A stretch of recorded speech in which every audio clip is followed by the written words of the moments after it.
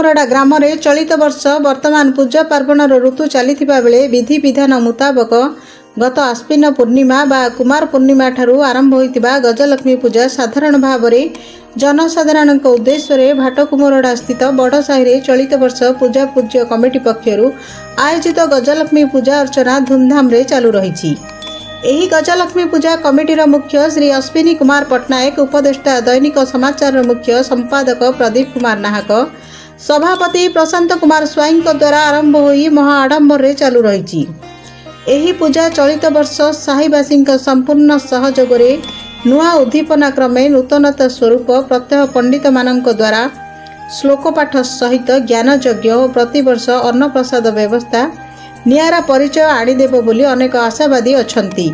आयोजनकारी सभ्यगण एही पूजारे सहयोग करिथिबा बड़साहीवासी प्रचेष्टारे सफल भावे प्रत्यय प्रसाद व्यवस्था सहित सांध्य प्रवचन द्वारा भागवत कथा अमृत प्रवचन, प्रहलाद नाटक, लक्ष्मी पुराण भजन समारोह आदि समस्त को आकृष्ट करिछि।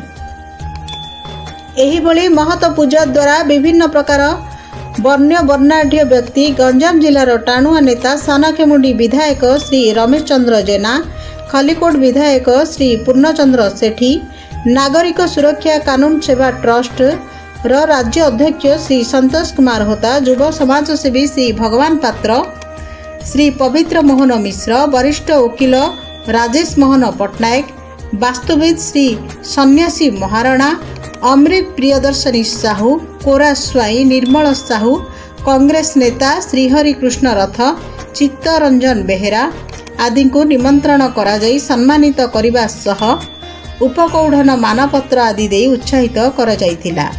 भाटकुमोरडा अंचल रे एभली पदक्षेप नियारा परिचय सृष्टि करिसंती। माँ गजलक्ष्मी पूजारे भाटकुमोरडा ग्रामवासी बहुत आनंद उल्लास रे खुशी मनाइबा थिबा बेले सारा ग्राम भक्तिमय परिवेश सृष्टि होईछि। Bureau report the public Odisha.